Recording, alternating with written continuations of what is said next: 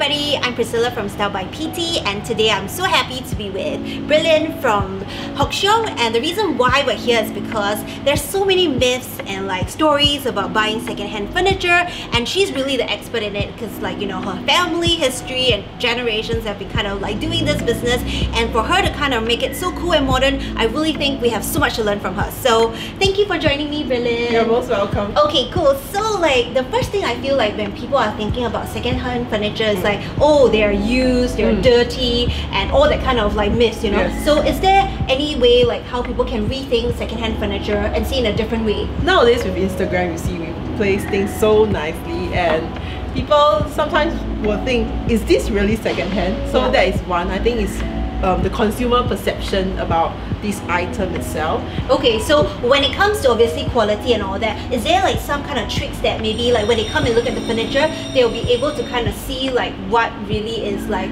you know, to determine whether this is a good quality or not? Usually our sales team will recommend customers like introduce the item itself by the wood, the quality of wood, the type of wood. Things like solid wood like rosewood, teak wood, swar wood, mahogany, walnut, they are more preferred as compared to like cheap wood.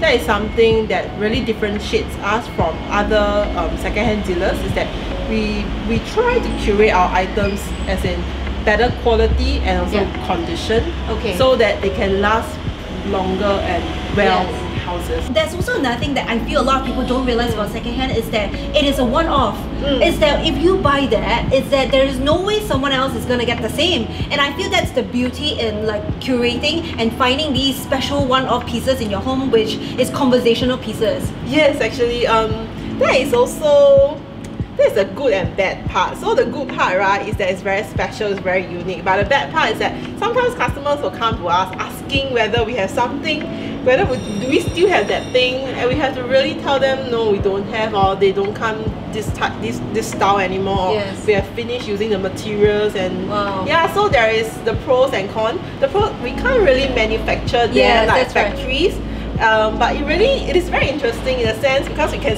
always do something new, so it always changes. Yes, exactly. So then the shop always feels refreshing because every time I come to your shop, I'm like, oh my god, I'm praying that it's a good day, you know. So it's like, it's a luck thing sometimes. It's like, oh my god, may the luck of like secondhand magic be with me. Our sales team, I think right now they provide really good advice on the space. Usually in Singapore, I think more or less is the space issue. Sometimes when the houses are small, it really needs to you have to think of like creative ideas. Like a sharp corner or anything. Let's walk around and see some of the cool things you have. So can you tell me more about this piece that you have here? It's such a dramatic centerpiece. This is actually sold. So we sold to organization. Wow, it's sold. Wow. But they let you put it here. It's not. I think they were going to deliver in June. Oh, wow, you're gonna cry.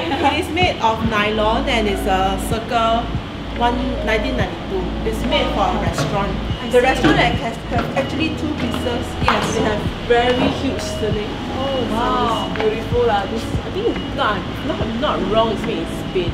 Wow, this is incredible. Like you will never find something like that ever again. Never again. Yeah, because this is like, wow. I also don't know how you can like this.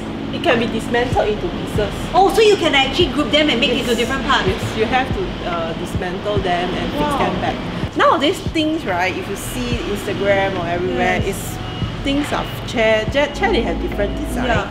But then for secondhand items, they have stories like who used to own it and why did they buy it, the choices of it. So it's interesting in the sense, I feel I definitely think so. The other cool thing I feel that in secondhand pieces are the intricacy in details that you can't really find in today's world. And when I mean intricacy, it's these kind of molding details to even these carving stuff that you see in the cabinet, and even to the doorknobs. There's no way you can find these unique doorknobs today in today's world. So like style of the things also. Like you can't find this kind of crazy knobs ever again. Likewise for even these stuff. So, but then obviously there are some people who feel like, oh, maybe this knobs makes it look a bit more like vintage. So the other way is to just buy a new knob, and then the whole look can already feel quite different. So I would say appreciating like secondhand furniture is sort of like like drinking wine, right? Like they always say this whole like, oh, like, you know, and you must have the eye. Like, you must have the you eye. have the eye. See, just now when you talk about the knobs and all that, yeah, you have the eye, and the eye to envision its possibility. Yes, yes. But one key thing I feel, which is a very big thing that is very important when you find secondhand pieces or any furniture really, is that you need to measure your home. You need to make sure that your pieces fit. And sometimes I realize that you may be very passionate about the piece, but then actually maybe it's too bulky or it's too small for your space. And this is very crucial. And I think that this is the part where, because of her shop is so readily available for you to kind of feel and move the space around. You can even take your measuring tape to kind of like come in to see the space. So I'm really thankful that you're here to share with me so much about. I really admire your work also. Oh, me too. I wish we could do a styling challenge, but the weather is quite hot in Singapore, so we might take it a chill pill. But anyway, thanks for joining me. So the one cool thing that I really like to do when I step into like a secondhand shop, or just for me to kind of have the idea, is that I actually kind of have like zones in like my clients' homes or even places that I need to style. And I kind of use that as sort of like my first kind of like little catalog in my head when I start to shop. And so when I look at something like that, which is a huge options everywhere around me, sometimes it can get a bit more like, oh my god, where do I even start? So sometimes I actually look just straight. Number one is I actually look out for like maybe size. So I'll look out for pieces that fit my size requirement. Secondly, I'll look out for the color, and so usually color I would go like, I'll try to keep it as its original color, but if the piece is so beautiful and I feel like I can refurbish it, then I would kind of like shake out this whole color option.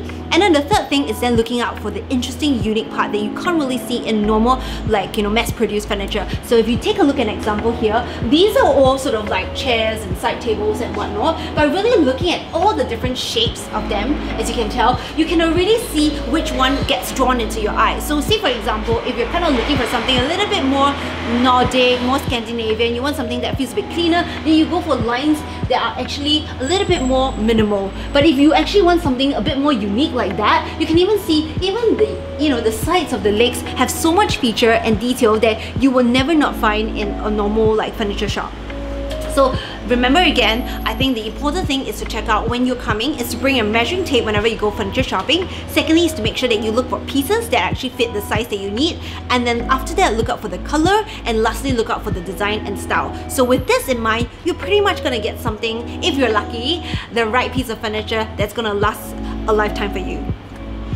So the beauty in secondhand furniture can really come from changing your perspective, and I think that if you're really out to save the earth and wanting to have a more environmental friendly at home, or even like just wanting one piece that just really speaks to you and it's so special that no one else can have the same, then secondhand furniture is really where you should go. And I'm so grateful that I got a chance to speak with Brillyn. So thank you so much for joining me, and to the next video, remember that your home is your story. Bye!